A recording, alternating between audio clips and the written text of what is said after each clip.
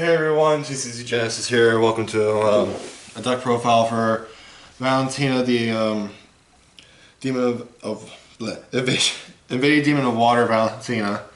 So her ability, the main reason why we use her is because of her front text ability to reduce defense, well, to reduce health and damage. So with cards like Space Time Anomaly, you are essentially doing -7, -7. Cards like, basically just reference Space Time Anomaly. Blue makes it Ek. So with blue, it's attack, and then black is defense. So remember those. She has Energize to produce blue or black, so it's very easy to go second with her, because that way you're able to have the access of having the second card in your hand. You don't really care about going first or second in this deck, mainly, as long as you have removal. That's the only thing you really care about in the deck, is just having the removal needed to sustain yourself. Her back isn't really as important.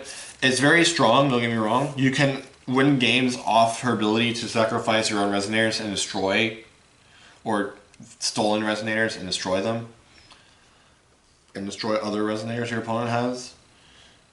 So you sacrifice 2 Resonators, you could draw a card, or you could draw a card or destroy a Resonator, basically. She also has the ability to make your black and blue cards one less. That only means water darkness cards. That doesn't mean like blue cards now cost 1 less, darkness cards cost 1 less. No, it's black and blue cards cost 1 less. Now we'll move on to the stones. Or forgot the wrong cards. For Realm of Antarctica, basically is Dark Depths. We have 8 versions of Dark Depths here.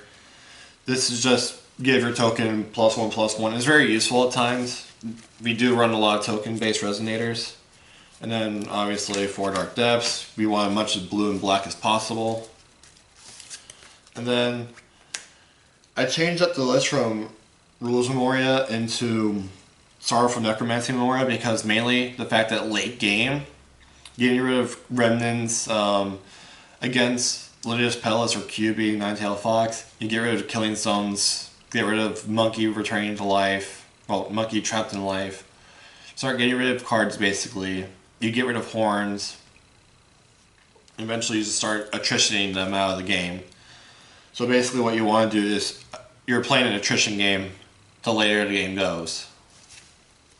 And then Aloof Research Memoria, just for cycle power, honestly. You can discard a remnant spells if you don't need them in certain matchups, like pure Makagi Control, or basically pure Makagi Control. Like Stealth Control, you don't really need all your cards, so you just can discard your remnants because you're not really going to play anything until like past turn 4 with Riza and all that.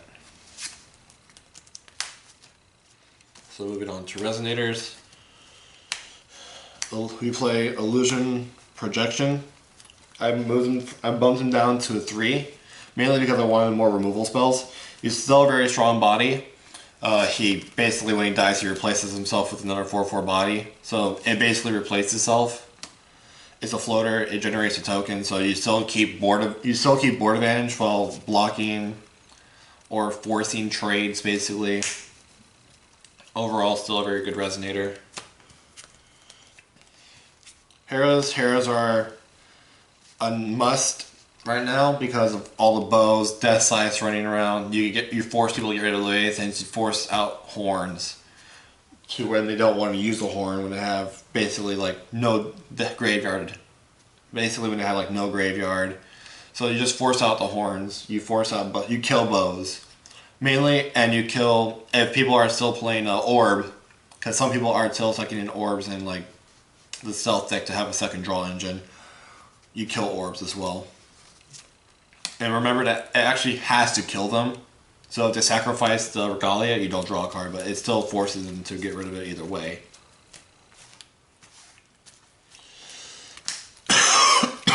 Illusion, we play 3 of Illusion Wizard. I bumped her down to a 3 of as well, mainly because I also want more removal. She's a 5/5 body that produces a 4/4, so in total she's a 9/9 3-drop, which is one of the higher 3-drops in the game. But at the same time, like, it's separate bodies, which is very nice. It's less susceptible to removal, but it's more susceptible to AoE removal.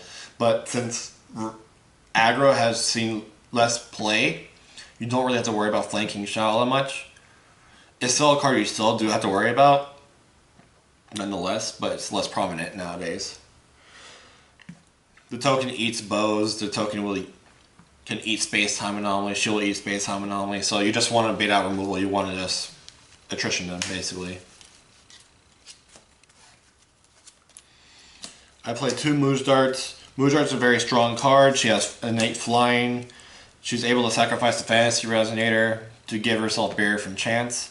So overall, she can protect herself, she's very strong, she gives all water darkness resonators +2/+2, so remember that the tokens are considered as both, so they get +4/+4. Water resonators on their own get +2/+2, darkness resonators get +2/+2. So if you have her and Arthur on the field, your field gets a +4/+4, or a total of just +6/+6, because remember, it still counts as darkness resonators. So if you want to take an Arthur, go ahead and try it out, and tell me how you feel.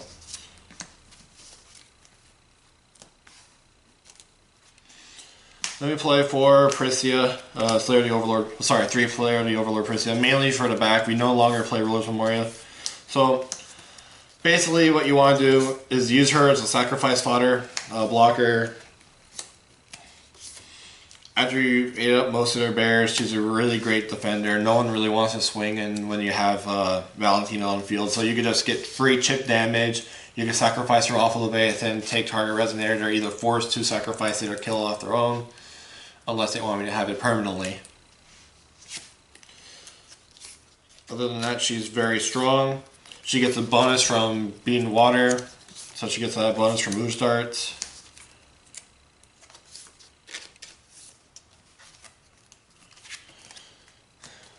Next we move on to spells. This is a very spell heavy list.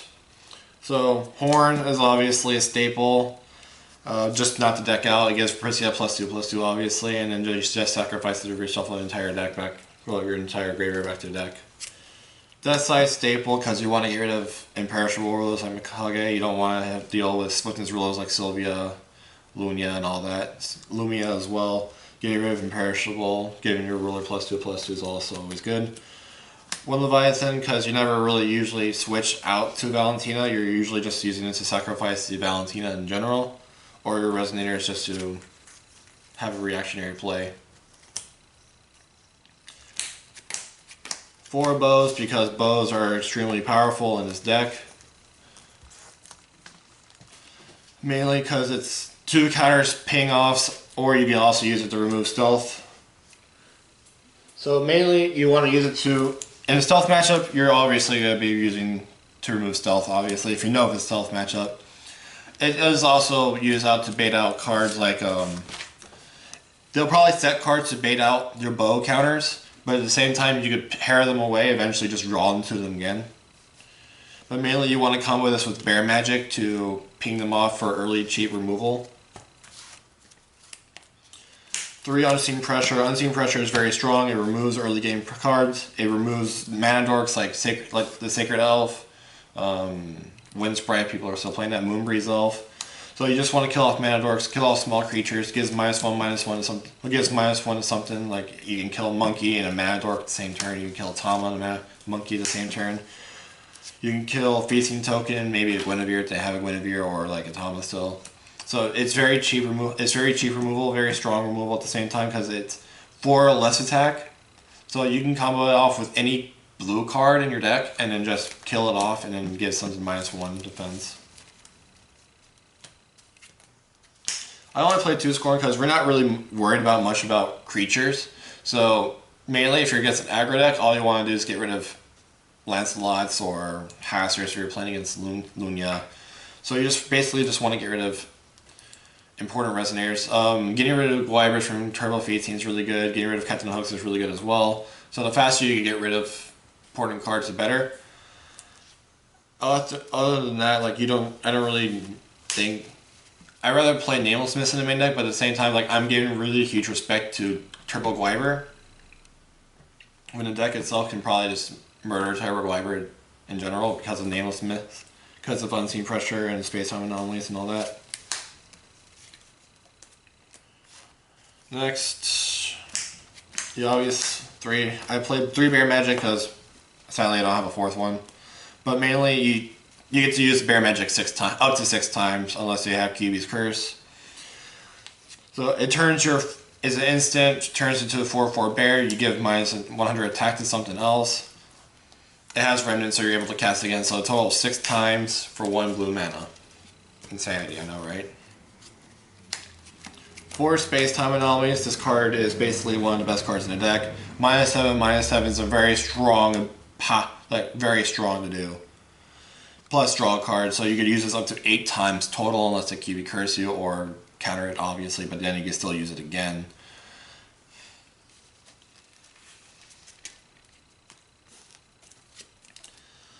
I'm playing 2. I'm gonna butcher the hell out of this name. Alahamad's Black Lightning. Basically, this is a huge late game recurable removal spell. So basically, it could kill up to 2 creatures. Early game, it kills anything that has 2 health. Late game, it kills anything that has 6 health. That's all it, and it's recurable. Like, you awaken it, you pay 6 basically to awaken it, add it back to your hand. Like, actually, is it? Yeah, it's 6. Yeah, making sure. But I think that was the 4. Yeah, so it's 6. So basically, it kills anything with 6 health while killing something else. So it could potentially be a 2-for-1, not even, because you can also get it back to your hand when you awaken it. So it's basically 2 for 0. And again, in an attrition style game that you're trying to play, the more that you move, the better. My cat just moved the camera, I'm so sorry. So I play 1 Black Moonbeam. Obvious J-Ruler Killer. I play 2 plots. Honestly, I think Endless Nights might just be better at deck, but I'm being greedy and just trying to get maximum efficiency off of it. To be fair, it does do -2. It does still do the minusing, which is very nice. So you still kill off small creatures with it. So you could potentially do a 2-for-1 as well with this card. So it has a huge beneficial.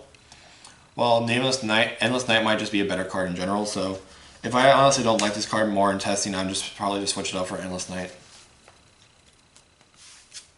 And then Valentina's Reach. This card is fucking insane. Late game, draw a new hand. Late game, discard a control player's hand. Like, this card is legitimately insane. I think this is the best card in this deck.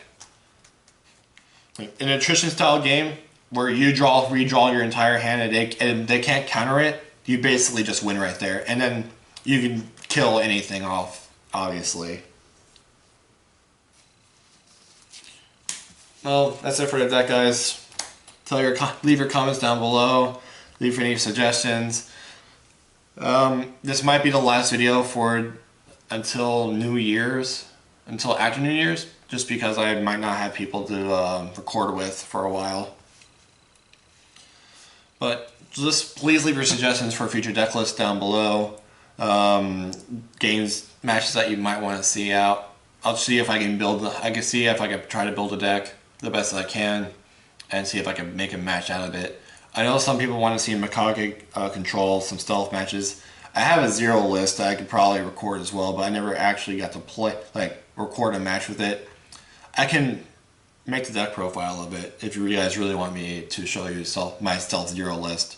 I'll just obviously take out some of your cards from the Valentina list, obviously, but that's pretty much it. So I hope you guys enjoyed the video. Keep in touch, man. Hope you guys all have a great day.